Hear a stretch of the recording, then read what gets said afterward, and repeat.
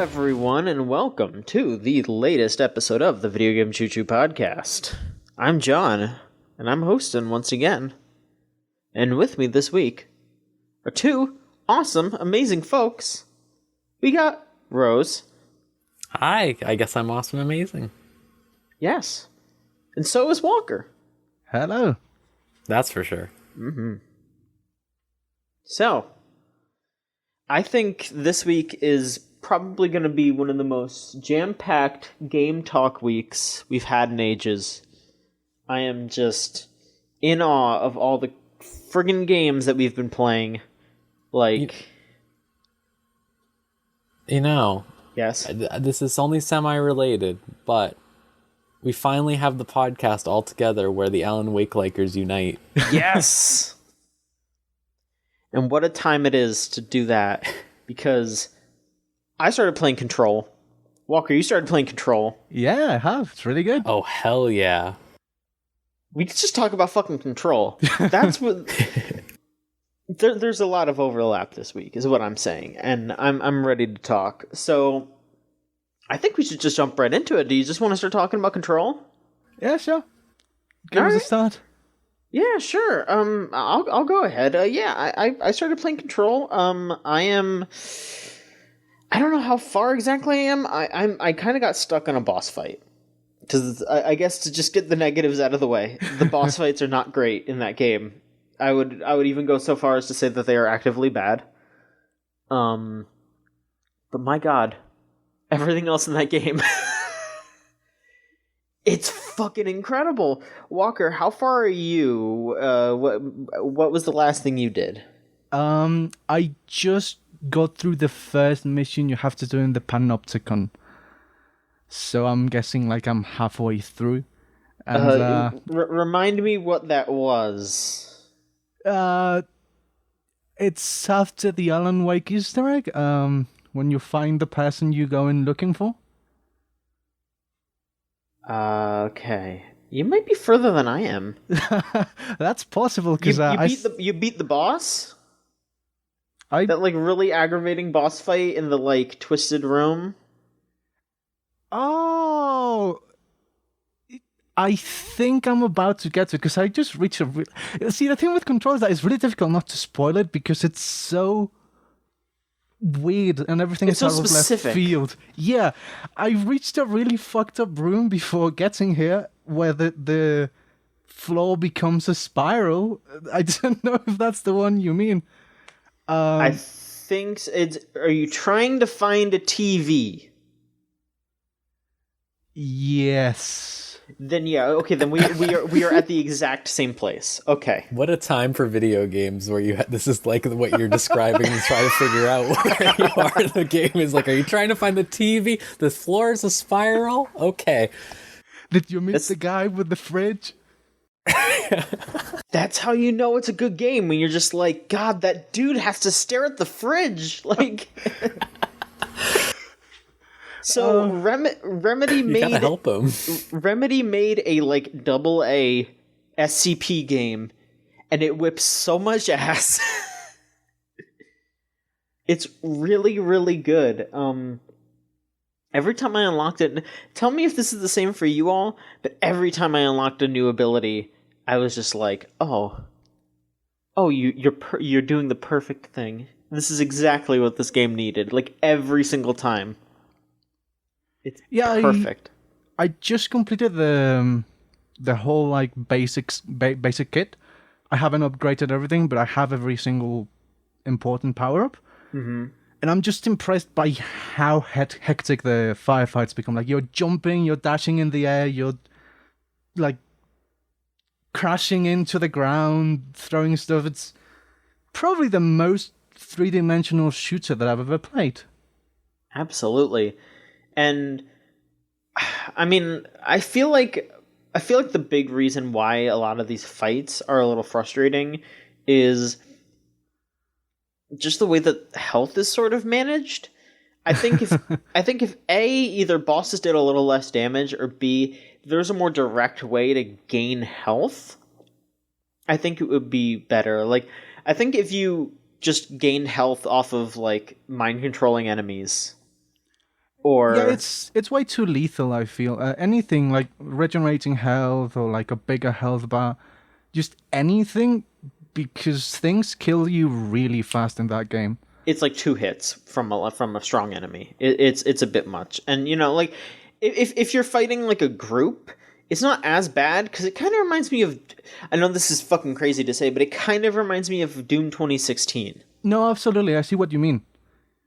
Because 'Cause like you you're have going- to keep moving, and the enemies drop Exactly. their health that keeps you alive. So you have to keep fighting. You can't just hide. Yeah, but then the thing is that Doom 2016 was more direct. And that's why I feel like the combat in that game is better than Control, is because, like, yes, you do have to keep moving, but you are rewarded for continuing to move by being able to get more pickups, get up to enemies, and do more damage. And Control doesn't really have that, and, like, it's not built for that.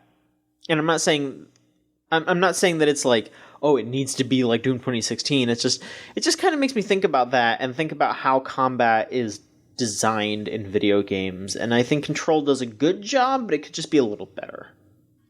To draw a different take on it, I would much more appreciate if it had gone the route of Alan Wake, where Alan Wake's combat is almost like a puzzle a lot of the time, and you're given a tool set to solve any given case. Feels much more like that. And whereas this is very hectic, and they give you stuff like the shield, but it's just not as effective. It doesn't feel as good, right? Like, whereas like in Alan Wake, you get a flashbang, you're fucking set. It's party time. Yeah. I think I like the combat overall a bit more than you two, because I'm like really enamored with how I think much it's cool. it keeps you moving around. But like, I think the difficulty is a bit ridiculous, but at the same time, I like how being so lethal keeps you moving. Because I know that if the enemies did less damage, I wouldn't be moving around nearly as much. It's absolutely deliberate. And I don't dislike it like 90% of the time. Because sometimes it's just like, oh, I died because I was being careless. Like, that's on me. I'm not going to complain about that. It's really just the bosses. It's when you're fighting one super strong enemy that can just take you out in like 2 hits, and like, fighting them isn't fun, because I guess I won't describe what the boss is, or who the boss is for spoiler reasons, but the boss that I'm fighting, and I guess that you're about to fight, is just, they just float around, and they have a big shield around them, and they drop the shield when they're about to like throw an attack at you, so you have like a 2-second window to turn around and hit them, but they're chasing after you pretty consistently, so you have to run away from them, and then while you're running away, like, you have to basically just pay attention to when they're going to drop their shield. As soon as they drop their shield, you have to just immediately hit them, or else you're not going to do any damage. Is it one in the clocks? I mean, I guess they're similar. I'm still loving this. Yeah, it's really similar. Like, it's just like that. Like, there are multiple enemies that act like that, but like the bosses are usually just like stronger versions of that. Yeah, I think the main bosses are all right, but the optional ones are, like, the ones that are the size of a regular enemy, those are the ones that I find really bullshit. I found an optional boss in the Panopticon. He's level 6, which is the highest level of any enemy I've found. He kills me in 1 hit. I have to get that fight perfectly, because one mistake is back to the loading screen. Yeah. Yeah, I mean, that's the combat, but then the writing. Oh, the writing. Control is a game where I just want to go to every single room, and I'm double and triple checking rooms, like, did I pick everything up? Did I grab everything? Because it's just well-written, like, SCP logs. It's just well-written logs about these hidden items, about the inner workings of this foundation. It's super interesting. It's funny at times. It's creepy at times. It's fun. I've been nearly traumatized by every single episode of Threshold Kids that I've found. Oh, it's bad. It rules. It rules, but it's nightmarish. It's the worst.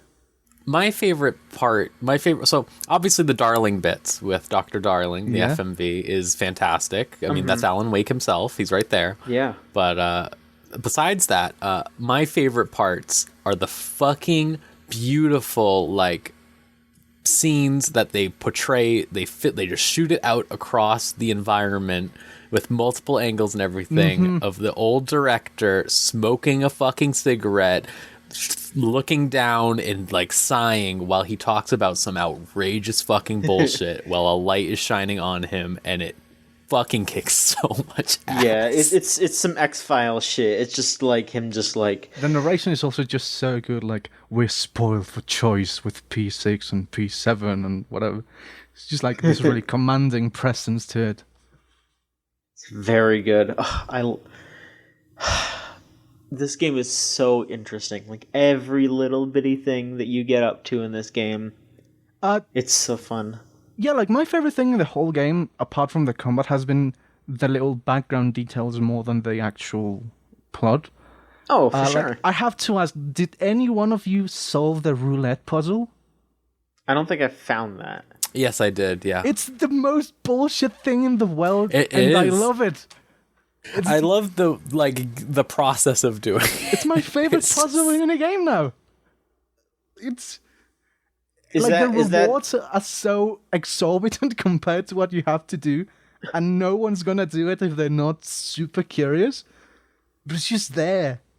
is that an optional thing? Where is it? Because I It's should in probably the go find luck it. research department. Yeah, the luck research department. Okay. It's just just go there and it's look up a guide if you have to. Like, but Okay. it's I will for sure check that out. It's just an amazing, well fleshed out world that you're just immediately thrust into, and like as soon as I started playing, I was just like it took me like an hour or two for me to just be like, oh, I need to buy this season pass for this. I have to play. I need to do everything for this game forever. Like I want to play every single itty bitty thing in this game. I need to look up where all the secrets are just so I can experience them. Like I need to wring everything out of this game. It's fantastic. It's fantastic. Is there anything either of you wanna mention? Well, my one complaint with it is, despite how much I like it, it does get kind of dull for me to be reading and watching videos so much. I wish there were more audio logs instead. Because you find a couple of radios, but even those you can't listen to, like, on your personal agenda, like in most other games. So it's like a really weird change in mood to be going from like these really frenetic firefights to just sitting there reading 5 different pages or watching like 2 whole minutes of videos, sometimes multiple 2-minute videos. It's this really weird stop and start feeling for me. Yeah, like I do agree. Like for any of the audio logs, I do wish that you could like just walk around while you were listening to them. Just especially so I could just find more writing. Like when I'm sitting there listening to an audio log, I'm just like, I could be collecting more stuff, so I could be reading more. You know, I could be doing double duty here. And then like we just said that the stuff with the old director is very good, but also that animation is like a 5-second loop. And no, that's why it's good. And here's what I'm going to say. Here's my defense. I'm going to say I agree with you that there should be audio logs, but I feel like there should be specifically to really make that stuff stick at how fucking good it is. Like at how like exorbitant, not how extra they're being. Like I guess so. With doing that, like I feel like if they spread it out instead of making everything have to be like that, it would be a lot more effective. Yeah, I guess so. Yeah. I see where you're coming from. I was kind of disappointed, but also not because I read out the game. There's not that much. Like, everything I read about Control and heard about Control has been like, oh, this is like the covered Alan Wake sequel. There's like 5 Alan Wake Easter eggs, and that's honestly enough for me. The game has really nothing to do much with Alan Wake. Well, you know the DLC, right? Well, eventually, right? But like, as of this moment, you could get through that game and see 2 of them. You'll see. I mean, I already found Alan Wake himself. There's more. Is there? Mm-hmm. I mean, that's enough for What me. if I told you that if you listen to the song from Alan Wake's American Nightmare backwards, I it know tells that. you... I was reading the wiki on 2012, waiting for that. Me too. In fact, I replayed all of Alan Wake in preparation for Control because I was like, I want to spot every single Easter egg. And well, that was kind of useless, but it was a nice excuse to replay Alan Wake because I really like those games. Well, let me just tell you, those old gods of Asgard, you know? Yeah. Well, as the thing, it's not them. It's the same real world band, but in Control. No. Don't! Oh, damn it! I really need to finish the game before I run my mouth. I'm not going to tell you anything. I'm just telling you. There's a lot to look forward to. You haven't even seen. I found the Poets of the Fall song. Yeah, that with the room and everything. Yeah. That's... I love that. The one thing... no spoilers. With Control... fuck, I forgot what I was going to say. Oh, well, it's a very good game. Overall, I had a really blast playing it. I think the worst boss is, have you done the safe boss? Which one is the safe? I have, but I don't remember which one it is. It's the giant, it looks like just like a fucking freaking out cube, and you have to shoot orbs into it or whatever. The bosses sound very good. It's rough. There's a real rough one later on. That I just sucked, I think. Oh, I remember what I was going to say. The janitor, incredible. Oh, Very love good. him. Artie. Absolute delight. He's the real boss, as they say. I mean, he's just like a Twin Peaks character. Like everything I've seen of like Twin Peaks is just like, oh, this guy's Twin Peaks. Okay. I had to be for a second like, is this racist? But then I found out he's Finnish. So it's like Remedy they're gets all a pass. Finnish, so it's fine. Yeah. There's some real incredible stuff with him later in the game, and there's a musical sequence that you'll see that is truly great. The other thing I want to say, the motel, fantastic. I love it. It's so good. Yeah. I had to stop for a second and tell everyone what had just happened after my first visit to the motel. Oh, it's so good. It feels kind of blasphemous to say that in the year of DMC5, but I think it might be my favorite game of this year. Oh my god, no. My problem is like, so I already established, I went through this whole thing, not to give spoilers for Game of the Year, but I went through this whole thing, internal debate, like last month, where I was like, oh, DMC5, Final Fantasy 14, which one? And then I was like, it's DMC5 because I think it's like the best character action game ever. And then Control came along, and I was like, all right, who's number 2 now? It's like, sucks ass. But it also rules, because I'm very happy to have trouble picking out like what my favorite one is. That's always a good thing to happen. It's really good. Yeah, there you go. There's our Control update. I don't know. You know what? I'm gonna put this out into the ether, and it might not happen because Game of the Year, but maybe early next year, us three should talk about maybe doing a Control spoiler cast or something. That might be fun. Sure. Sounds good. We should do that. We should look into that. Okay. Speaking of stuff that people talk a lot about, Rose, you want to talk about Death Stranding? Did you get it or what? Yes, I did. Oh no. Our friend of the website who helps us, Wheels, was like, "Hey, do you want to play Death Stranding?" And long story short, I have Death Stranding on temporary leave until I mail it to him next month. But he leased Death Stranding to you. Yeah. I went out and bought it, and he's gonna get it next month. All right, well, there you go.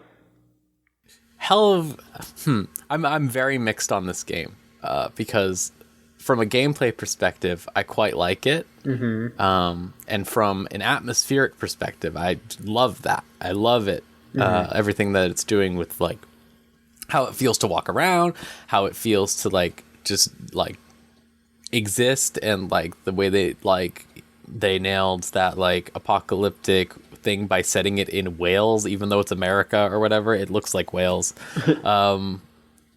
It's really good. But it has the problem of it has maybe the worst writing out of any video game I've played recently. And I don't even mean like Metal Gear has like dumb writing, right? Like a lot of the time it has like just some dumb stuff, but it's never like, it doesn't think you're dumb. I don't think most of the time. Death Stranding feels like they think you're dumb. Like, so, you know, Die Hard, man. He just says like basically the same thing like 20 times in a row. In the first like 2 hours of the game, he just keeps saying, America Reconstructionism is what we believe in. We need to reconstruct America. And he says that with like different synonyms, but he says it just over and over again in a way that like I wouldn't even usually expect from Kojima. Like, the thing with Kojima is even if he's repeating stuff a lot of the time, he adds in like layers usually. Like in Metal Gear, like if they're repeating something, it will derail into a conversation about something else, right? Or it will become this weird ground for like talking about a movie from the 60s that Kojima liked or something, right? Like, but there's none of that. It's just repeating the same stuff over and over again. I'm only like a few hours in, but still it's been very like... So...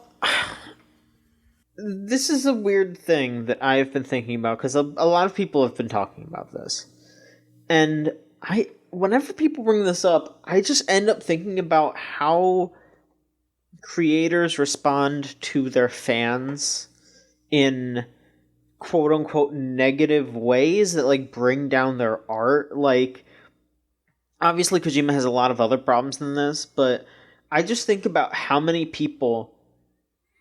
I mean, especially American people, continuously say that Metal Gear is not political and shit like that, you know? Yeah.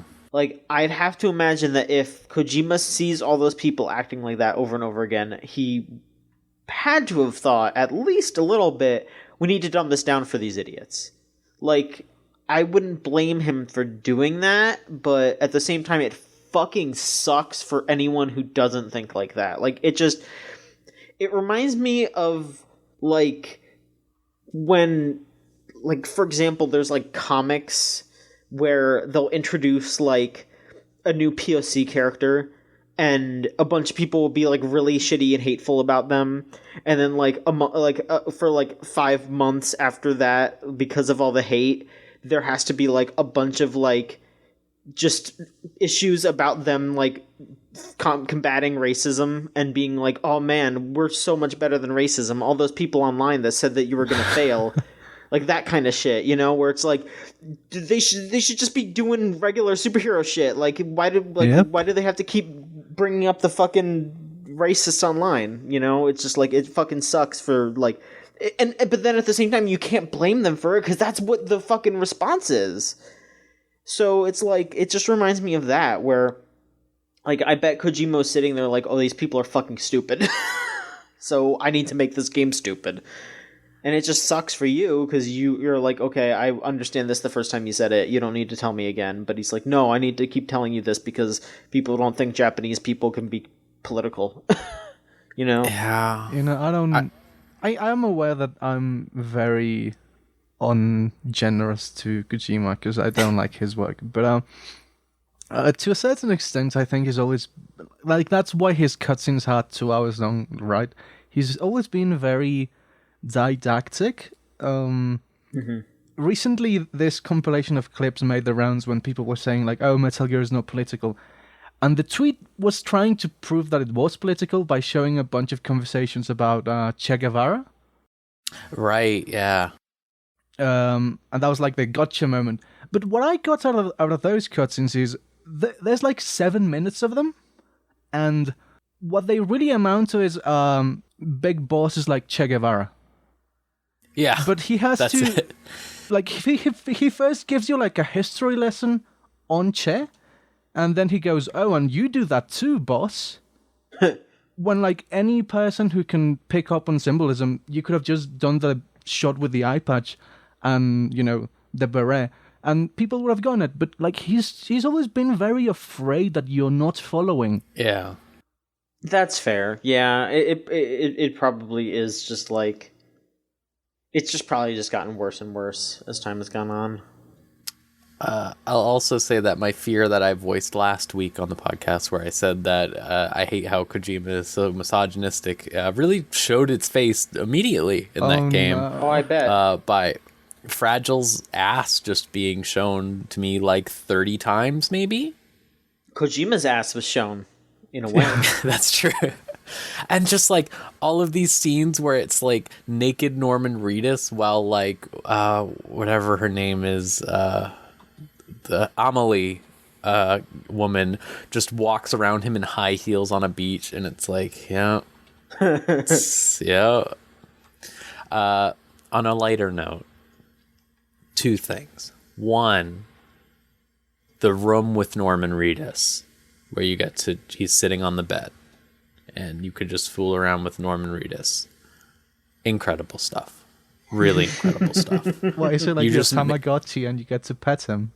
You make him shotgun monsters one by one, and you have to watch him knock it back. You can feel the pain on his face as he's fucking doing that in one gulp. Like you see it happen.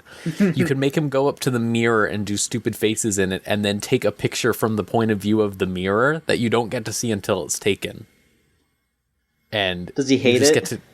He's just making these outrageous faces and stuff like that. Like he's like looking up his nose or something, or he's like covering his face in water or whatever. You get to make him go to the toilet. You can make him pee standing down or sitting up. I'm just imagining him like crying while he's doing this. Like, please leave me alone. If you aim the camera at his crotch, he gets really mad and covers it up and then flips you off.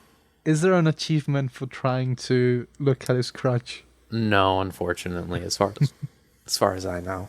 Damn shame. He has a collection of toys behind him, and when you go to look at them, he stands up and does like a check this shit out pose pointing at it.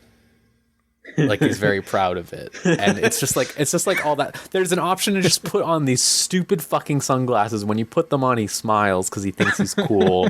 Like, it's just stuff like that that's really, really good. And then you get to the story and it's like, ugh. The other good thing is I knew nothing about Mads Mikkelsen other than Kojima's tweets, and he was right when he made that tweet that said all of the kinds of Mads you'd like to see are in this game. So far, I just get to see a lot of point of view ASMR videos. You are the baby, you are Mads Mikkelsen's baby, and he is going to protect you. Where he doesn't look like edgy or goth or anything, he's dressed like a dad.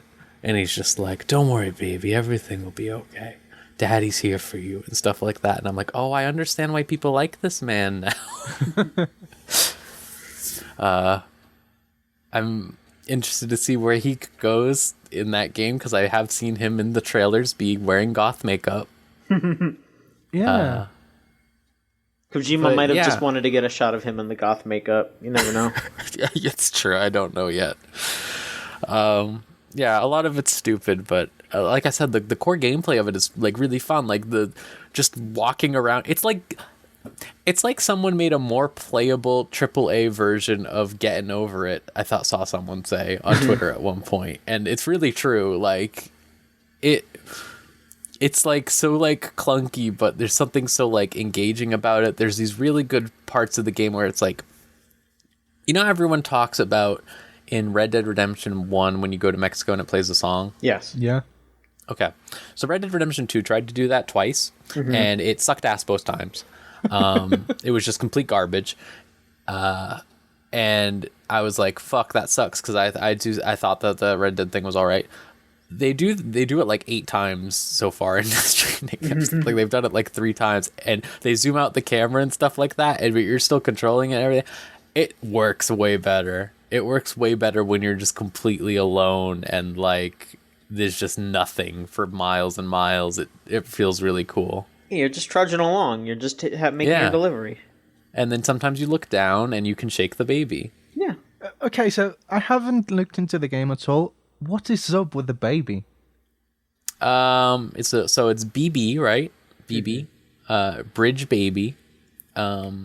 So the baby is your link to seeing the afterlife, which has the line to the afterlife has broken.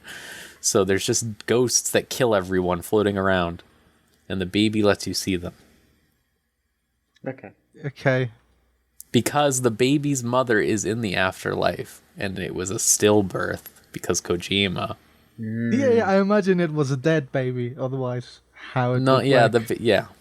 that's why it's in a tube. Okay. But Norman Reedus imprinted on the baby now, so. Yeah.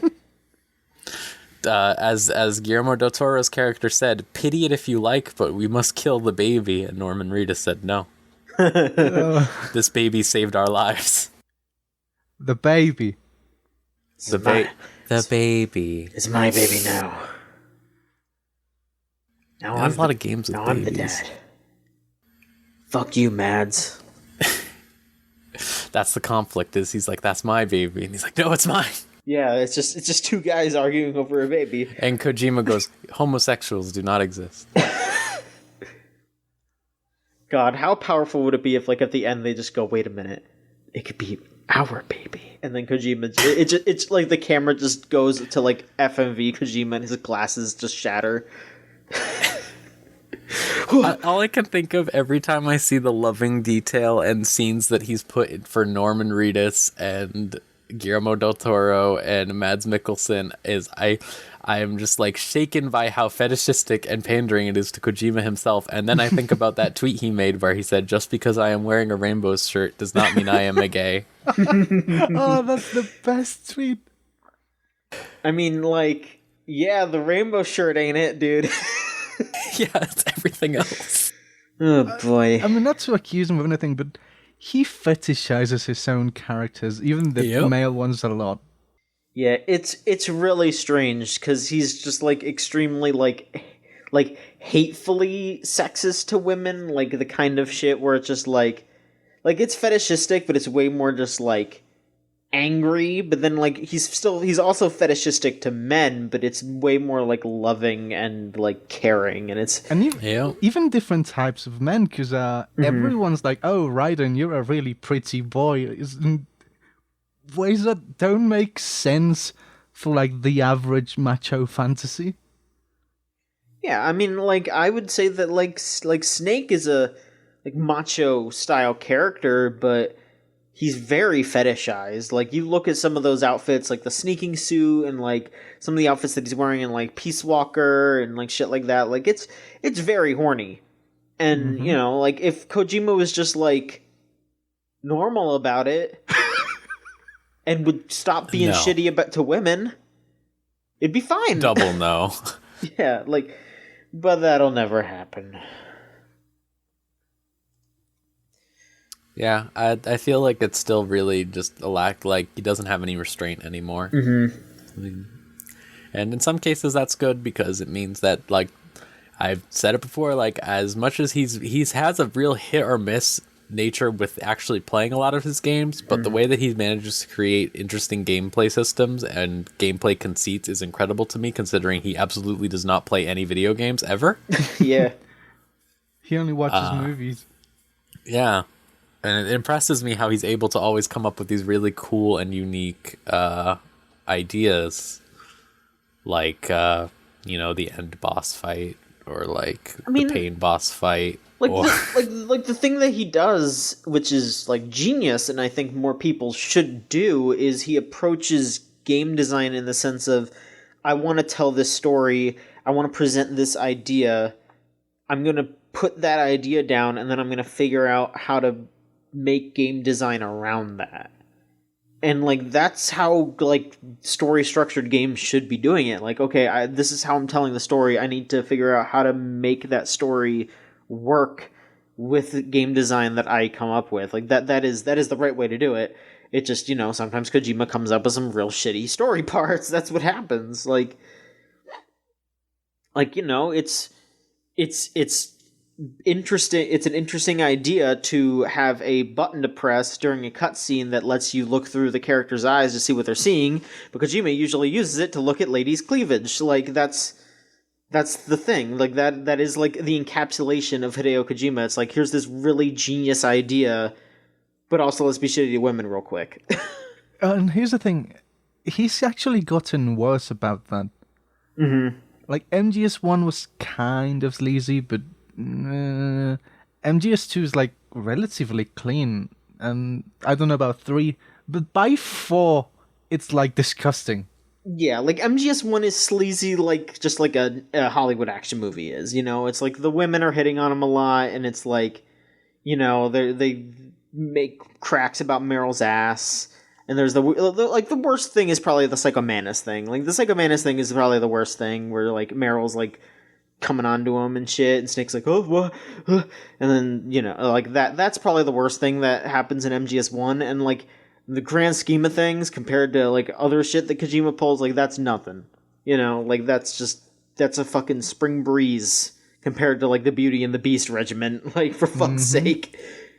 Yeah, I don't know. I still, on the whole, appreciate Hideo Kojima for trying his damnedest to do something new, but Hideo Kojima, go to therapy challenge, like, for real. Please. Wasn't it like a thing that the Beauty and the Beast were modeled after actual real-world models, and that was like he a big hired real selling models, point? yes, and you take sexy pictures of them to defeat them. Mm-hmm. Great game. I mean, no, really, it's a good game. It's just, you know, bad idea. Bad move there, Kojima. Remember when Meryl got married to Johnny Sasaki at the end of that game?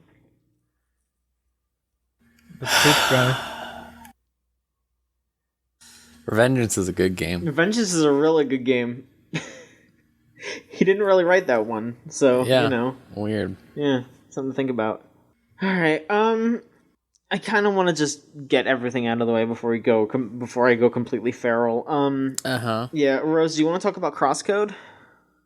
Yeah, sure. I didn't know that the dungeons in this game were just Zelda dungeons, Alright. and that gave it a lot of points in my book. Yeah, I don't. It's. I still have the same complaints I had before. The side quests are weird, but it's less bad as it goes. They seem to be getting more and more thoughtful, and also, again, they had like a 4-hour, not 4-hour, but like 3-hour Zelda dungeon or something. Sure. And I'm just like, oh, cool, there's like 4 more of these in this game. That kicks ass. I love Zelda dungeons because they don't give us those anymore. Yeah. It's cool. Alright. I also, yeah, I was just going to say, I finally upgraded my PC a little. Nice. And I got that Game Pass, and I'm going to do a bunch of bullshit with that. Alright, good. You're looking forward to Halo Reach on December 3, Yeah, I that think? has nothing to do with why I did these things. I was gonna say, Rose, you just did that for Halo. But yeah. I don't know. It's the best Halo. made. I mean, as good a reason as any, Halo Reach is a good game. Everyone should play Halo Reach. Yeah, I agree. Walker, do you want to talk real quick about some of the older games that you played? Yeah, speaking of remastering a game, AoE 2 Definitive Edition came out. Oh, yeah. And, I mean, it's fundamentally the same game. Nothing major changes. I've no complaints because the port of the game onto Steam ran just fine, and it's kind of the same thing. But I'm surprised at how many little weird things they've added on that seem like pointless. I spent like a good hour trying to figure out why the texture pack, 16 gigabytes of nothing but textures that you can download if you want, and I spent like a good hour trying to figure out why it did nothing. And that's because I guess there's more textures, I guess, but in practice, the only thing that it lets you do, it lets you zoom in more, and you can see like a bit more detail in the models. But if you do that, guess what? You can't zoom out as far as you could without the texture pack, And having a wide view is kind of important for an RTS. Is the only game I've seen where having the DLC that makes it look better actively makes it play worse. And there's a bunch of like the first day in the multiplayer, there was a bug where you couldn't find non-competitive matches. It's all gonna get fixed, but for like the definitive edition, there's a bunch of really weird little mistakes in the like they added the option to finally queue different types of action in different units, like go through this route and then like take refuge in that building, which wasn't an option before. You had to do that as 2 different commands in the old games. But then they also changed the input for queuing commands, and if you want to use the old input, you lose the option to queue different types of commands together. So, like, for me, as a regular player of the game, it's a nice texture pack and 3 more civilizations. But as the definitive edition that I guess it's supposed to replace the old one, there's like 5 quality of life improvements and some like arbitrary decisions that like fine, like the campaigns back in the day, they used to be numbered, so you had like 1, 2, 3, 4, 5, and then they had like the expansion campaigns, and those were also numbered. Now they're all organized by continent, so you could feasibly go from the tutorial campaign to like the newest campaign from 2017 and not know that.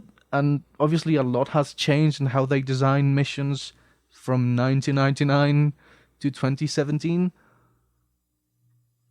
I don't know why.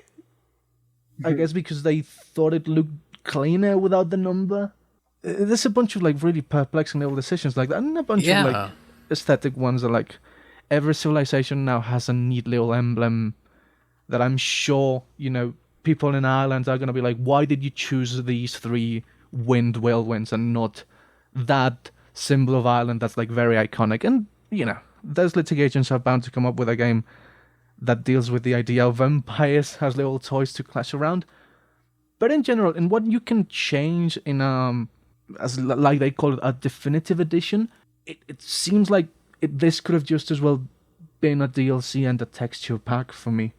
I think the thing that's baffling to me is that this is such an old and like revered game that hearing that about this stuff, that seems so strange to me. I think that's part of why they were afraid to change anything major, because I think most of it is designed as, yeah, a rookie can jump into this and get the experience as if it were the first time.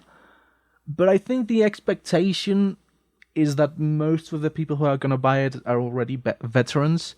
So I guess they don't need the numbers. I guess like the AoE community is very prone to giving up on graphical improvements for gameplay things. Like there's a lot of the quality of life things that they've done is just adding mods that were popular in the community into the base game. Like I think that as you see the grid of the map, so you can see how many units of space everything's taken. And like another thing they didn't add, but that's very popular in the community, is a thing that makes trees smaller, so you can see the map with more clarity. So the community is like prone to making the game look bad just to play it more competitively. So I guess the idea is that we're gonna give them a pretty game with like servers, and that's gonna be what gets them in.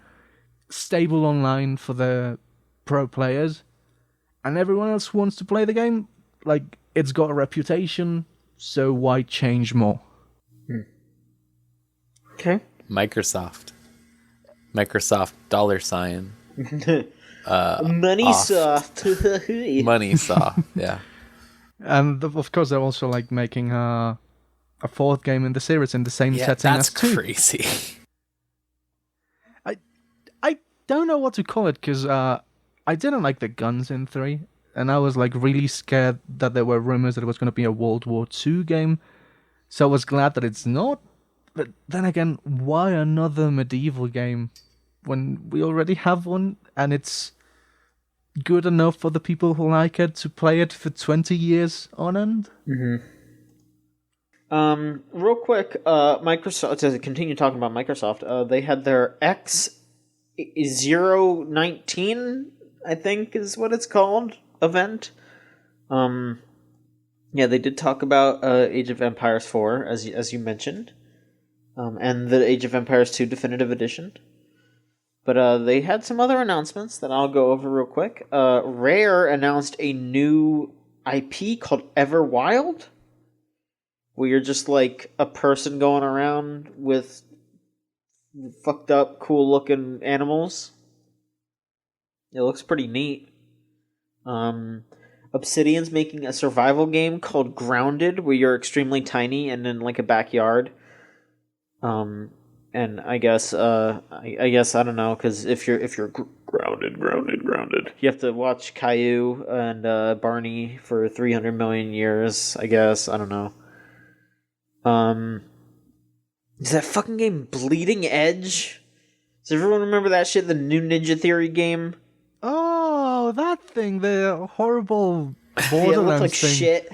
Yeah. Looks real bad. Hello, you're telling me a Ninja Theory game? I Yeah. can't believe for a second I thought they were going to start making good games. Never fall. Don't believe their lies, as you would say. Yeah, Halo Reach coming to PC December 3rd. So Fuck yeah! And the whole Master Chief Collection, right? Question mark. It's the first one. If I remember correctly, I think Reach is the first. Like, I think you could like pre-order the Master Chief Collection, and they're going to be porting all of them over. But I think Reach is the first one. Like, I think they're doing them. Fucking starting with the showstopper. Yeah. Like, what are they doing? I'm so confused. Which games are in the Halo Reach collection now? All of them. All of them except 5. Okay. Yeah. Okay. Even ODST? Yes. Yep. Okay. Yeah, but they're gonna be they're gonna be adding them. I don't know if it's gonna be like a piecemeal thing, or I'm guessing if you like pay $60 or something, you'll get all of them, which is still a pretty good deal. But you know, I think it's like 40. Well, there you go. That's even more of a deal then. Oh, let's hear. There was that Microsoft Flight Simulator stuff. You know, good for The Obsidian game. Yeah, I mentioned that. Grounded. Okay. That's Sorry. that's what I was it's fucking weird as hell. I was just like, yeah, I got distracted by the Go Animate stuff. I think I like just completely went out of me. Yeah, it like flew out of your subconscious. There was the new controversial game, Tell Me Why, which is being made by Don't Nod, the people that made Life is Strange. Why is it controversial, John? Well, of all people to have to explain this, it's got to be me. Oh boy! I mean, just to I guess explain why people are upset. The one of the main characters is a transgender man, if I remember correctly. Yes. And from what I can gather, and from what I guess most people have noticed, I guess like Don't Nod is pretty much just staffed by cis people. And even though they are working with GLAD to try to do a quote-unquote true-to-life portrayal, you know, trans games should maybe be made by trans people. And, you know, it is also a story that's like another like bummer story. And it's like, all right, why don't you make a story about a trans person where they're not just going through the shit, you know? Why don't you just tell a story where it's like, hey, here's a trans person that's going on a fucking pirate ship or some shit, you know? Like, why has it always got to be the bad stuff? Like, Life is Strange Before the Storm was, like, them trying to make better on, like, you know, they really fucked up in Life is Strange with their ending. And they were trying to make good on that. And, like, that was basically like a whole game about lesbians dating and ending happy or whatever. But then they have to reckon with the fact of the bullshit that they put into Life is Strange 1, so it can't even work. Like, it's... I don't think they can be happy. I think don't nod is true. Like, they can't nod happily or anything. They always have to just shake their heads in disgust. Well, they're from Seattle, aren't they? Well, at least they're like Seattle. They're from, like, France. Oh, I that thought they were explains from it. Seattle because all of the Seattle stuff in Life is Strange. No, it's why don't nod is, like, so weird about, like, facial capture and, like, dialogue being stilted because they're all French. Which is like, just make your game in French. I don't know. Yeah. Yeah. There's some other smaller stuff, I won't go too in-depth, but there were a lot of Game Pass announcements. Pretty much all of those, like, Final Fantasy ports are going to... Every Final Fantasy game. Yeah, pretty much all of them are coming to Xbox Game Pass, including Final Fantasy 14. They're porting 14 to Xbox One. So what I'm imagining happened is, I talked about this before, but Naoki Yoshida, the director of Final Fantasy XIV, said during E3 that Final Fantasy XIV wasn't allowed to be on the Xbox because of Xbox's crossplay stuff. And I imagine once Phil Spencer saw that, he chased him down in the streets and was like, "Who told you that? Who told you that? We'll give you money." What? Yeah, that sounds like something Phil Spencer would do. God. And also, good news for all you Yakuza fans who, or I guess people who want to be Yakuza fans but only have an Xbox. Zero, Kiwami, and Kiwami 2 are going to be on Game Pass. Ooh, So, Sony's not going to be happy about that. Who gives a shit what Sony thinks? Sony can go suck a fuck. That's what I think. Yeah, and I'm sorry, Sony. I'm sorry. Please give us Bloodborne 2. And I mean, a bunch of other games are coming to Game Pass, like a gigantic swath. The most important one, of course, being Toho Luna Nights is coming to Game Pass. So all of you who That's nuts. all y'all who have Game Pass and haven't played Toho Luna Nights, you have no excuse. You need to play that game. What's my excuse is I want to beat every single official Toho before I get to the spin-offs. Bad excuse. That's a fucking dog shit excuse. This is the Not even Wheels did that. This is the only Toho game I have played, like, in full, and it's one of, it's one of my favorite games this year, so you should just play it. Alright. Are we ready? Okay. Are we ready to go for a little bit of feral here? I guess so. Yeah. Pokemon Sword and Shield came out. I got it last night, and I'm on the fourth gym already. Oh, Which one did you get? I got Shield. I got Sword. Oh, there we go. We got the bases covered. I think it's really good. I understand, like, there are definitely detractions. There are definitely valid complaints. But I think it is a Pokemon-ass Pokemon game that works. It's good. I think it's good. I would go so far as to say it's very good. The quality of life enhancements are so numerous that I'm just sitting there and just, like, every time I talk to somebody, they're like every time, like, Sonia shows up, she's just like, "Oh, here, let me fix something that these developers should have fixed, like, 5 years ago. Let me give you an escape rope that isn't an item, that is a key item, escape rope. Here's a fucking item that lets you turn off cries if you want to." Like, that kind of made me mad when I got that, because it's like, that should just be an options thing. I mean, yeah, but it's menu. like it's so early in the game. It's good that it exists. Like, I don't know. And I mean, like, obviously the Pokédex stuff, there are the complaints. But I am running into so many different fucking Pokemon in this game, in so many areas. It's overwhelming. It's because they actually populate, like, almost all, like, there's like 400 something Pokemon in this game. All of them are around here. It's not like, oh, there's like 200 and then you could trade the rest of them in. Like, no, there's 400 something and they're all here.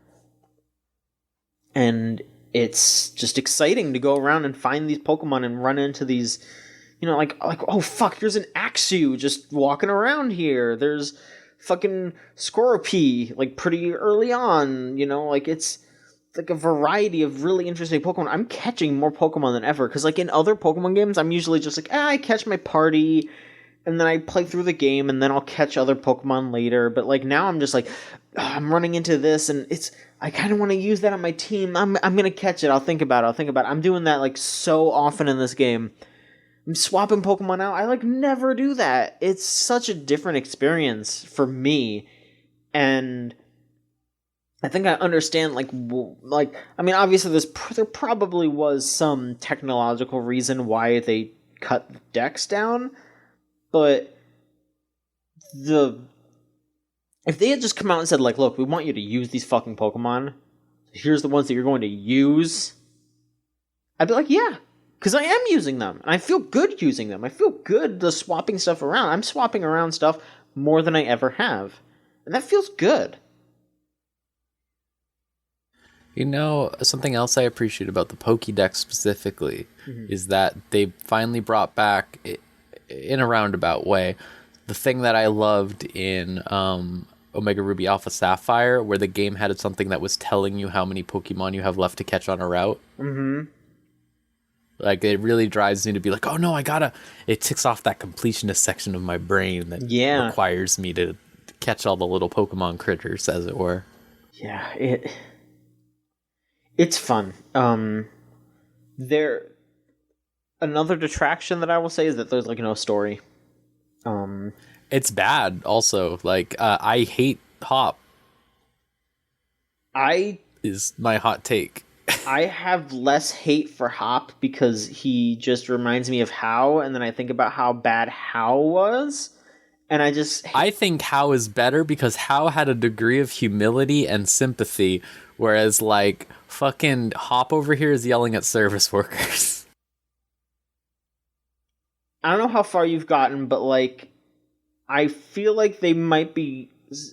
I've only gotten a little ways in, but I think I'm not a little ways in. I'm like halfway done, but like they're kind of setting up Hop to kind of eat his just desserts. I don't want to spoil it, but he kind of like he's reached a point in the story for me where he's kind of realizing like, oh, me acting like this isn't getting me anywhere. So I think they did it on purpose. And I mean, it depends on where it ends up, because they could just blow it, but he fucks up, and he's like realizing like, oh, I'm making people look bad, and that's interesting. I was like, okay. And also, I will say, like, the reason why I dislike How is just, like, comparing him to, like, other characters in Sun and Moon, and I'm just like... Yeah, like Gladion. Yeah, like, I just think about, like, all the characters in that, like, story, like Gladion, like Kukui, like Lily, and then How's just there being, like, a Pokemon character, and it's just like, oh my god. Yeah. Like, I just want to be like, dude, go away. I'll battle you later.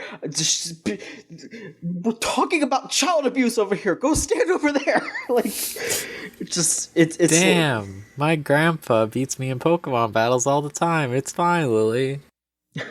Yeah, it's that kind of thing where it's just like, shut up. But no, it's fun. Rose. Yeah. What's your team like? What are you running? I haven't even gotten the first gym yet. Yeah, there's a lot of time before you get to the first gym in this game. Yeah, it's interesting. Yeah. Now you get to like level 20 before you fight the first gym. Wow, really? Okay. Yeah. I'm getting close anyway. Yeah. I am using a Pikachu. Okay. Fat Pikachu. Mm-hmm. Because you got Let's Go Pikachu. Yeah. Okay. I'm using Scorbunny. Okay. Well, Raboot, which I love because he looks like a Sonic character. He does look like a Sonic character. It's cute. I'm using I just want to get to Morpeko, but Morpeko is like level 40, and I'm like throwing a fit. Well, if you want, I could like catch one and breed one. It'll be like level 40 though. I could breed it. Oh, I'll just wait. It's Okay. fine. But what else am I using? The Zigzagoon. I love the Zigzagoon and the little Corviknight. Okay. The Rookidee. Yeah, Rookidee. All right. What do you got? All right, so I'm further. So I have like evolved shit. I have I think it's called Drizzile, the evolved form. I'm using Sobble, so it's the second the evolved form of Sobble. I caught a not a Snover, fuck, what are they called? I'm so dumb. Why am I thinking about Snover? Snover's the fucking tree. The little chili guy, you know what I'm talking about. Snorunt. Yes, I have a Snorunt. And it's a girl, so I'm gonna evolve it into a Frostlass. Nice. I have a Galarian Linoon, which is gonna be an Obstagoon pretty soon. I don't remember what it's called. It's the evolved form of like Roly-Coly or whatever, the Pokemon. I have the evolved form of Toxel. I don't remember what that's called, but it's the fucking punk rock Pokemon. It's fucking great. It has like guitar strings on its chest, and it does like air guitar like whenever it does like an attack and shit. It's so fucking cool. And then I have I caught the Apple Dragon. You know, like the apple worm. Oh, I love that one. Yeah. And I guess depending on which version you have, it evolves into something different because you have to like talk to some guy, and he'll give you the apple that you have to use to evolve it. And if you use a tart apple, it turns into, which I think is in Sword, it turns into like the more like, you know, like worm dragon with like the wings and all that. But the one that I got is the one that looks like an apple pie, and it is adorable. It's just this big round apple pie dragon, and it is so cute, and I love it. And that's my team right now. But like I said, I keep thinking, I'm like, oh my god, I keep just juggling, you know, like I was like, before I got Toxel, I was using Yamper, and then it evolved and it looked fucking weird. Like the evolved form of Yamper's fucked up. I don't like it. It turns into a different dog. It turns into like a long dog instead of a corgi. Like it turns into like a fucking like hound, and it's very weird, but it's got like anime eyes, and that's what gets me. It's like if it just looked like a normal dog, I'd be like, all right, but it looks like a fucking dog with anime eyes, and I'm just like that's not okay. I don't like it. John, that's what Pokemon look like. They're animals with anime eyes. Yeah, but like they made like an almost photorealistic dog, but with anime eyes. That's my problem. Like if the whole thing was stylized, it'd be like okay, but it's just a dog with anime eyes. That's the design. But John, Rattata. Yeah, that's true. Rattata looks different from a rat. If there was a Rattata and a normal rat, you could tell the difference. Yeah, I guess. John, I need you to get me that Corsola.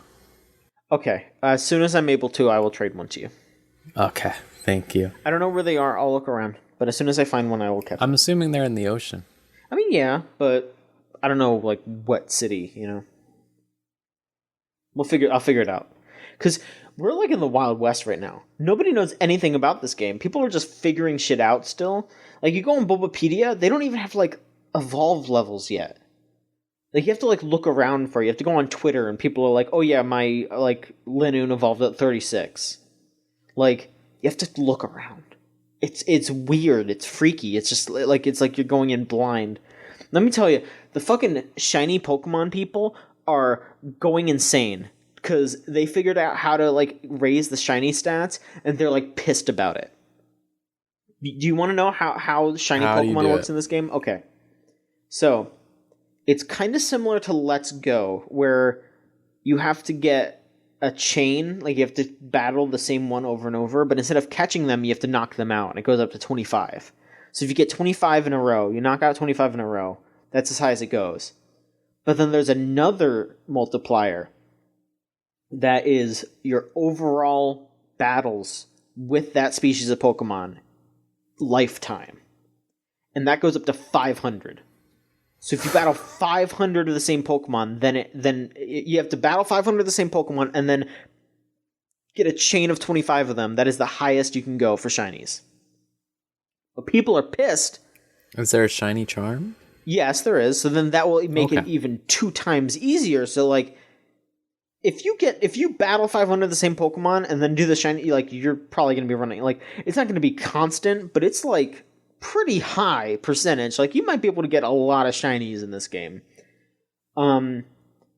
But people are pissed because that counts like trainer battles and all that.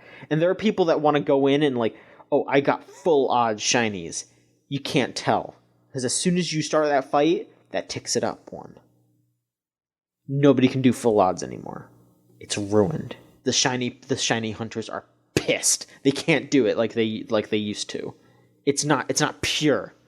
They're furious. That's what's going on right now. Pokemon. Yeah, Pokemon. Rose, are there any other thoughts that you have about the game? I am bummed out that there's no story. Yeah. Really. That's my big problem is that, and I mean, like, that's why I'm blowing through it so quickly, because it's just going from town to town. There's like nothing to do in between. Like, the wild area is kind of fun, you know, you get to see all the different Pokemon, and then I actually think the raid battles are kind of fun too, because they're pretty challenging. But yeah, there's nothing. There's nothing concrete. It's just so disappointing after like how like so like Black and White 2, incredible, great game. X and Y, but Omega Ruby Alpha Sapphire, and then Sun and Moon, and then it's just like, what happened? Also, the online stuff is bad in my opinion. Yeah, it's frustrating.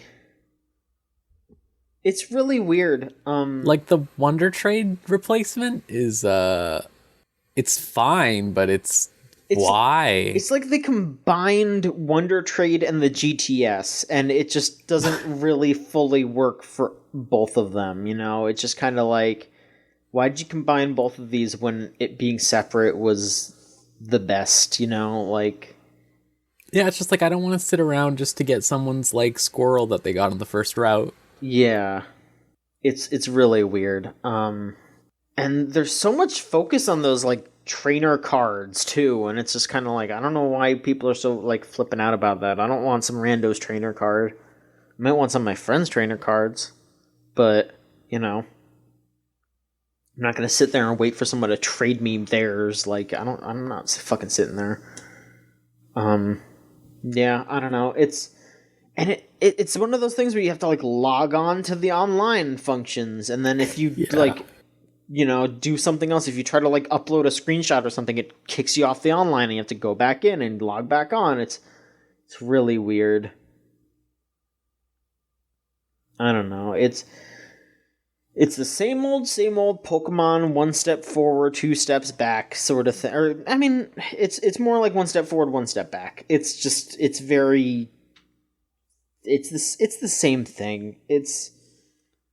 It's really frustrating, and this is just how Pokemon always is, and I wish it wasn't. And I mean, the best possible thing would be if people were normal and they complained to Game Freak normal, and then maybe these games would be not annual, but people are fucking stupid and they don't realize that 'tis capitalism be the problem. And that's why nothing's probably going to change, because they all are fucking crazy people acting out online like fucking baboons. It's really sad because like I had to unfollow the Pokemon subreddit because they all became like, I won't even say sociopaths. They became like psychopaths, like straight up. Like, they're just like, it's that weird like disenfranchisement you see from like the most privileged people in gaming. You know what I'm talking about? Oh, yeah. Like, where like these like super like pandered to dudes are just like all of a sudden like, well, why am I the minority, guys? Why am I so oppressed by society? Why did the Pokemon man take away? I don't fucking know. What's a Pokemon that got taken away? Cacnea. I don't think they got maybe. I don't know, but still. Either way, they got like, it's just like, and it's like, I get it, okay, whatever, but like the way that they talk is like someone is holding a gun to their children and they're like trying to stop them, and society is telling them, no, let your child die. That's the way they talk. Like that Pokemon is still on one of your games. It's still there, and you're probably going to be able to transfer it to another game in the future. Like, it's fine. It still exists. But they're all just like, they're all like even the mystical Japanese are standing up against the evil Pokemon or whatever. Like, in their society, rebelling is frowned upon or whatever. And it's like, fucking guys, oh my god. Shut up. It's like, I don't know what's wrong with these people. I really don't. I've been saying this to people on Twitter pretty often. It's because this is the worst thing that has ever happened to these people. They've never suffered a day in their lives. That's why. It's true. It's just like, it's crazy. It's like absolutely crazy because like you go to that subreddit and like half the posts are people being like, wow, look, I caught, I don't know, a shiny Tyrogue, let's say. And then like all the posts under it are tagged venting and are like, so all the sheeple out there are claiming they enjoy the game when they truly don't. Why can't anyone think for themselves? And it's like, guys, are you okay? Like there's problems with the game. I'm down to talk about the problems with the game, but it's not that bad. It's just a Pokemon game.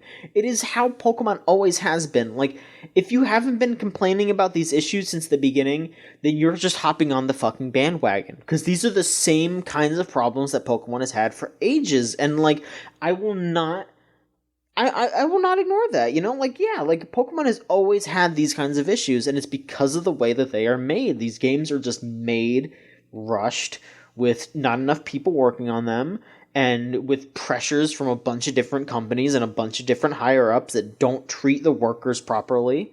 That's why this shit happens.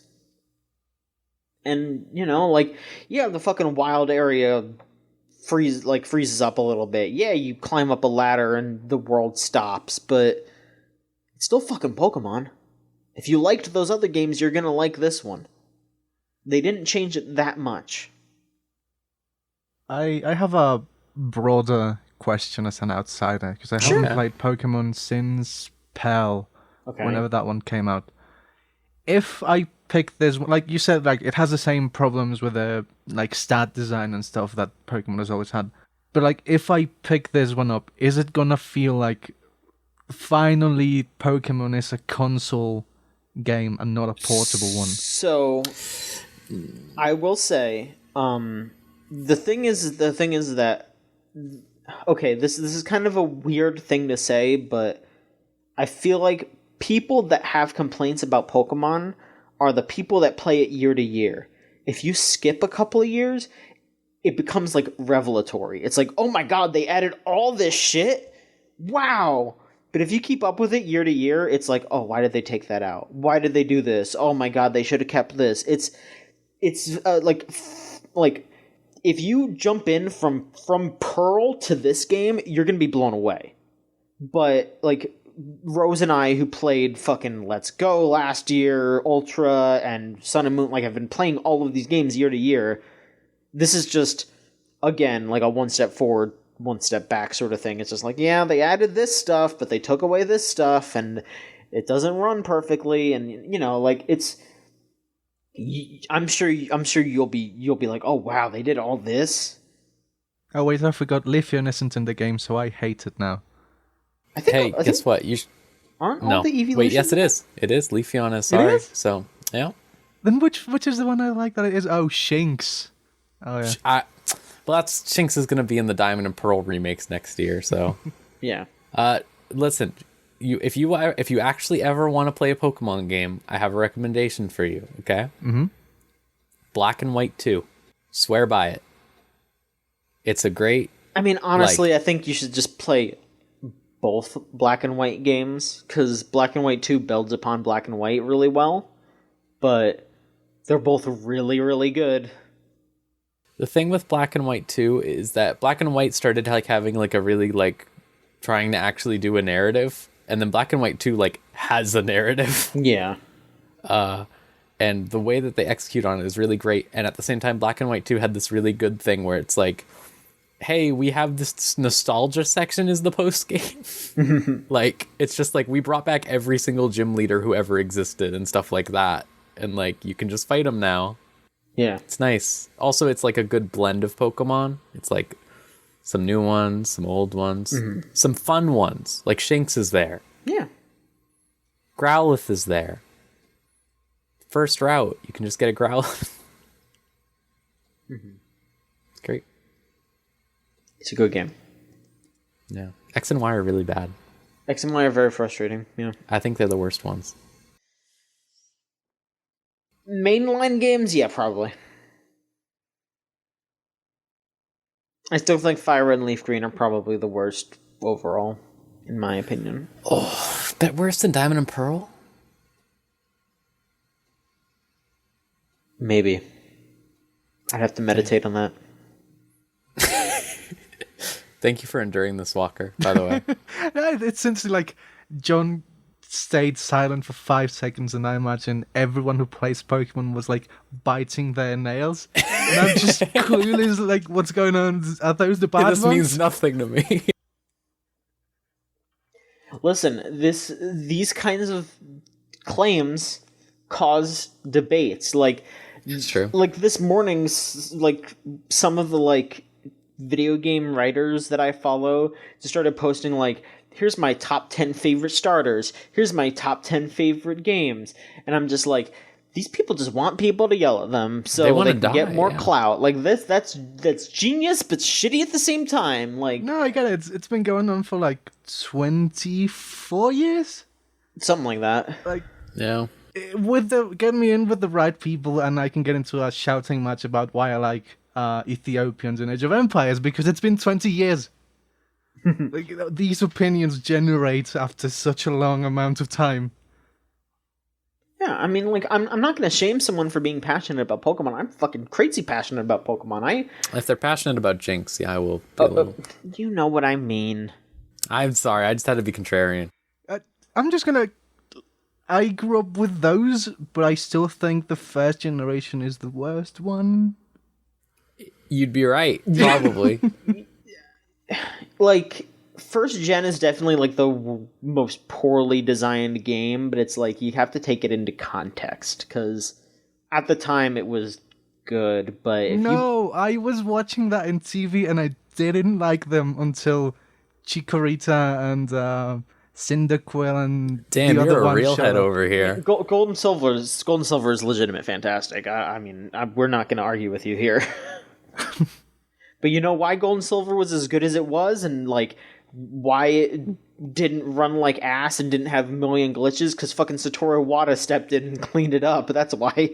Because Game Freak doesn't have, like, for all the good that Game Freak does, they are not great at actually like coding.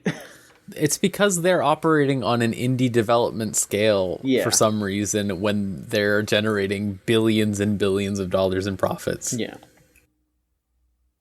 They need to hire more people. I don't even know if that's the problem so much as they need to like get an entirely new management structure. Well, yes. And also the Pokemon Company and Nintendo should be dismantled. But that's a whole nother can of worms. Okay, dismantling is a strong word. Just, they need to relax. They need to stop. Let Game Freak live. Just in general. Alright, are you ready to go into questions? Yeah, sure. Alright. If you want to send in questions, go to videogamechoochoo.tumblr.com/ask. Real quick, I'm just gonna say, geez, we're this is a short one for an episode that, like, we went a little crazy on, but, you know, that's how it goes sometimes. Yeah. Shulis asks, how does Baby Yoda change the lore of the various Yodas? Oh my god. Did you see Baby Yoda, Walker? No, I've been offline the whole week. You're lucky. Baby Yoda looks like fucking shit. I don't know what the exact context of Baby Yoda is, but I've seen Baby Yoda everywhere, and I'm just like, damn, they put fucking Baby Yoda in this show. That's crazy. Nothing's gonna haunt my dreams more than shredded Yoda. Like, the one that goes to the gym. A buff Yoda? Yeah, it's awful. I mean, I think my least favorite one is probably. I was gonna say Smooth Yoda, but then I remembered White Yoda, and like, White Yoda, yeah. yeah, I don't know. I mean, that one was the worst as well. they're all really bad. God, imagine if Smooth Yoda was white. That'd probably be the worst one ever. Like, that would be like the most foul creation of all time. Anyway, I think Oh Baby my god, Baby Yoda's kind of cute. Baby Yoda He has changed. soulless eyes. It looks like the other baby it looks like the baby in Men in Black. I think Baby Yoda changes things because that it brings into question how Smooth Yoda got smooth. Because that means that Cheese grater. that Yodas are always wrinkly. So what I mean, happened babies to are Smooth? wrinkly. And He's a then little wrinkly. They smooth out. So you're saying that like Smooth Yoda might be like teenage Yoda? Yeah. Fuck off. Okay. I'm sorry. And then what about White Yoda? Do you think like Yoda's become white? Like No, for, he's like, just racist. Oh, okay. Just if a Yoda is exceptionally racist, then he becomes white. That's just what happens. All right, I guess we cracked the code there. Anonymous asks, do you think that this fan outrage concerning the number of beasts available will continue into future iterations of the Pokemon franchise? Yes. Yes. People are fucking crazy and they don't know when to give up. I do think that if they are going to be making Gen 4 remakes next year, which is what it seems to be, I think it will be lessened because, people will be too, like hype over it being a Gen 4 remake, which is something that people have been asking for ages. I think people will relax for a little bit, but these people are fucking insane and they have nothing better to do. So it'll come back, I bet. I mean, the most apt comparison I think is Atlas took 10 years to make Persona 5 in great part because they had to make a new model for every single devil in that series.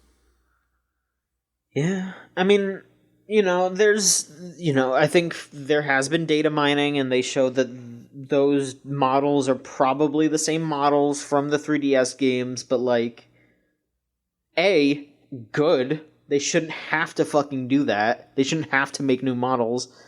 B, there is new animations. There's a lot of new animations. Like, honestly, I was sitting there just like, wow, this game is a lot more like expression. Like, there's a lot more expression in this game. Like, people keep bringing up like double kick having like no animation. Like, that's like one of the only moves that I've seen that doesn't have like a pretty solid like expression filled animation. Like, that's like the only one that I've seen so far. Obviously, there's probably more, but I don't know. Like, the animation's pretty good in that game. Yeah, but yeah, people are gonna be fucking stupid. That's just it's the consistency of the universe is that people with no time on their hands and have never experienced any kind of hardship are gonna keep being like this until something happens to them. I don't want to excuse the adults, but let's also keep in mind that a lot of dumb people on the internet are kids. Oh, yeah. And, well, kids get a pass on caring about the stupidest things, because it's the only time in your life that you're going to have that privilege. Yeah, I mean, I'm to an extent, like it's fine if you're just making angry posts on Reddit, but like if you're actively harassing the fucking developers, obviously, and, there are standards of basic human decency. I don't care how old you are. If you're doing that kind of shit, like, you should get like slapped upside the head. Like, you should be like, fucking stop. You need to learn. Here's another Pokemon question from Anonymous. This newest Pokemon generation seems far less horny than the previous one. There are no pheromone-producing lizards, no flowers that step on you. What happened? This is fucking Spencer trying to push his agenda on us, I think he got mad when we said that it was really horny. I mean, I mean, are there really any like extremely okay? I would say that there were two Pokemon that I have seen so far in this gen that when I first saw them, I was like, yeah, that's a pretty horny design. Oh my god. I think that Obstagoon is kind of a horny design, but just like in like a fucking like, you know, like the kind of horny that you'd be like, oh yeah, my dad thought that this was what he should look like to attract women when he was younger, kind of thing, you know. Like a kid, like it's fucking Gene Simmons. It's Gene Simmons, so it's horny in the sense that Gene Simmons is a fucking horn dog. It's that kind of thing. And then Inteleon, the fully evolved form of Sobble, is pretty horny. In just like a hey, Scalies are going to be into this sort of deal, which that's fine. But yeah, I do agree that there is a lack of like explicit fuckiness like Sun and Moon had, and I mean, it's probably just because maybe James Turner's less horny than whoever else was in charge of a lot of those Pokemon in Sun and Moon, because like James Turner was like in charge of the designs in this game, and he just seems to like cute shit, and there's just a lot of cute Pokemon in this one, so probably that. My answer is twofold. Sure. Well, actually, it's one answer, but like with two sides. Is that you're not looking in the right places if you think anything related to Pokemon isn't horny. Oh, I mean, because I assure you, anything has 100 pictures of porn the second it appears on the Earth with the Pokemon branding. I mean, yeah, I'm just talking about like explicit, like in context horny. Like, of course, people are drawing porn of every single Pokemon. Of course, I'm not saying that's not happening. What was the other one? Is like that the human trait. At least from where I'm, like, I don't follow Pokemon. This is the first one that I've been like in kind of the loop for. Mm-hmm. But like, it seems to me that every single trainer that they revealed, people were like super horny for. Like the big ginger dude and the two gym ladies. Oh, let me tell you, B. Whew. Exactly. See? And I mean, And Marnie. I mean, my DMs are open for Sonia, whenever she's free, I know your grandma's like having you run around a lot, but listen, there's a nice seafood place nearby. We can go get some, It's up to you. But yeah, I don't know. It is how it is. It's just the artists, I guess. The artists got the cum out of their brains for a generation. Would it only be every generation? The Pokemon artists did. The human artists were like, all right, we're gonna make barefoot fighting lady with lots of abs, and here you go, Rose. Yeah, it's good. Anonymous asks, will the animals in Animal Crossing ever wear pants? Don't they occasionally? No, I don't think so. I think there's a white dog that wears jeans, isn't there? What? Maybe. Would you consider Tom Nook's apron pants? No. No. Okay. It is covering his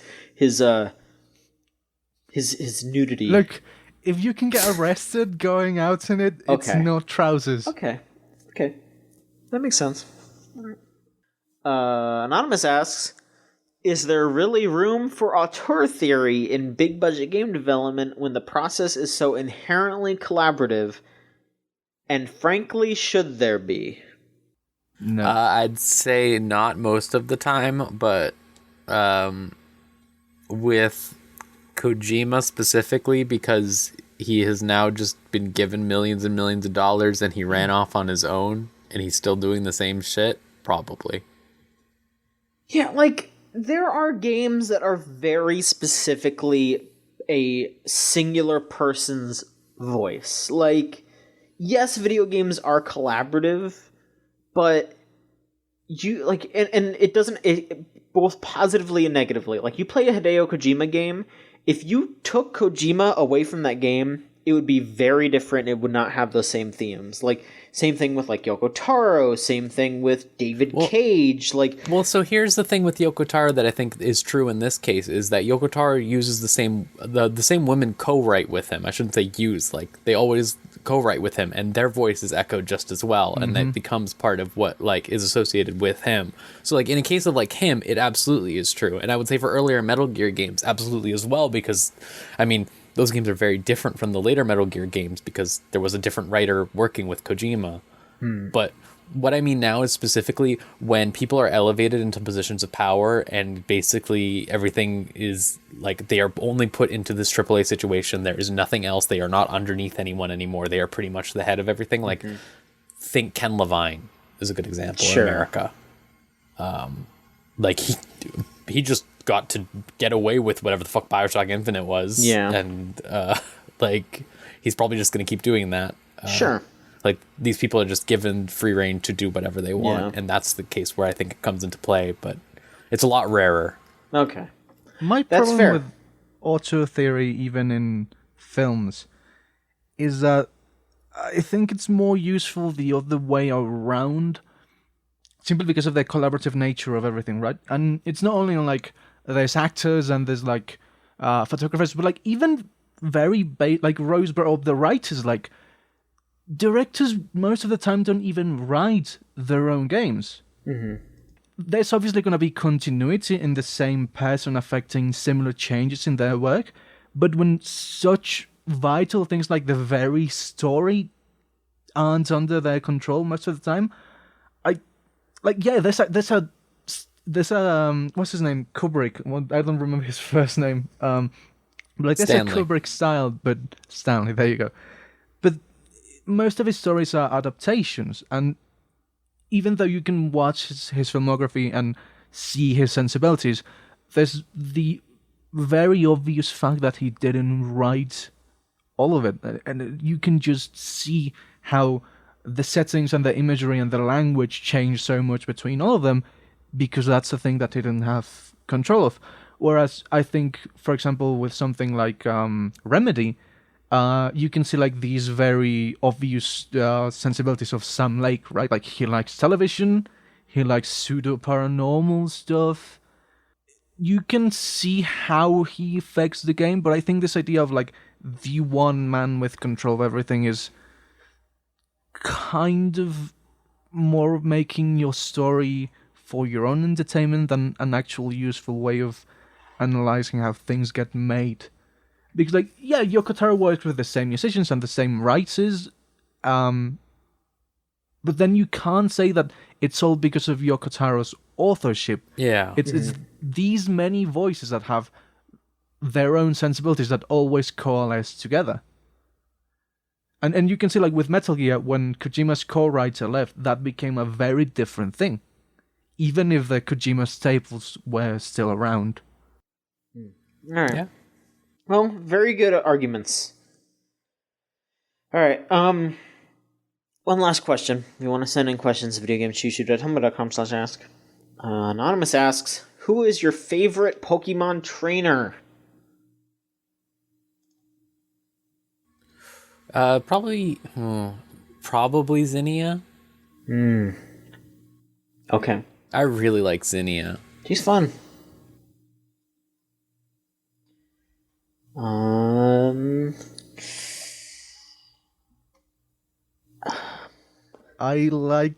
know so few of them. I like the lady that wears the torn denim shorts.